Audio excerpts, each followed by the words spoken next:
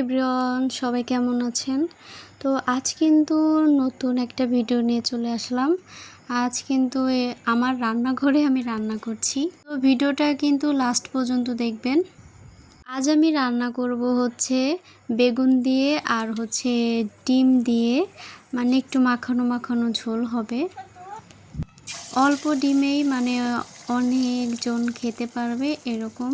তো আমি কিন্তু প্রথমে ডিমগুলা 3টা ডিম দিয়ে কিন্তু আমি রান্না করছি। ডিমগুলো আমি প্রথমে একদম ভালো করে ভেজে নিচ্ছি। দেখেন আপনারা, এর মধ্যে কিন্তু আমি একটু মানে সব রকমের মশলাগুলা দিয়েছিলাম, বাটা মশলা যেইগুলো থাকে। তো তারপরে কিন্তু দেখেন আমার ভাজাটা শেষের দিকে। আমি কিন্তু এখন এগুলা কেটে কেটে নিব। আপনারা চাইলে মানে বটি বলেন বা ছুরি দিয়ে কাটতে পারেন, কিন্তু আমি এটা দিয়ে কেটে নিলাম। আমার এটা ভাজা শেষ, এখন আমি এগুলোকে তুলে নিচ্ছি। এই তেলেই কিন্তু আমি আবার বেগুনগুলা ভেজে নিচ্ছি। এই সামনে যে গাছটা দেখতে পাচ্ছেন, এইটাই কিন্তু আমার বেগুন গাছ। বেগুন গাছে কিন্তু অনেক বেগুন আসে, আপনারা এর আগে আমার ভিডিওতে দেখেছেন। তো আমার কিন্তু এই বেগুনগুলো ভাজাও প্রায় শেষ হয়ে যাচ্ছে। আসলে একা একা ফোন ধরে ভিডিও করতে অনেক কষ্ট লাগে।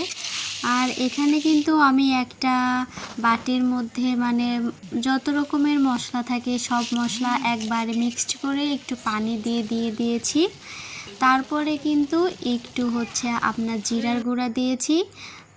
আমার মশলাটা কষানো শেষ হওয়ার পরে আমি বেগুনগুলা দিয়ে আরও কিছুক্ষণ এটাকে কষিয়ে নিব। মানে এটা আমি পুরো মাংসর মতো করে রান্না করব, খেতে অনেক মজা হবে। তাছাড়া এর মধ্যে আমি দিয়েছিলাম দারুচিনি আর হচ্ছে এলাচ, এগুলো বেটে দিয়েছিলাম। তো যাই হোক, আমার রান্না কিন্তু প্রায় শেষের দিকে, মানে উতুল চলে আসছে। তারপরে কিন্তু আমি ভেজে রাখা ডিমগুলা কিন্তু দিয়ে দিচ্ছি। আর এই ডিমগুলো কিন্তু আমি আগেই বলেছি, ডিমগুলোর মধ্যে মশলা দিয়ে ভেজেছিলাম। টেস্টটা অনেক দারুণ হবে।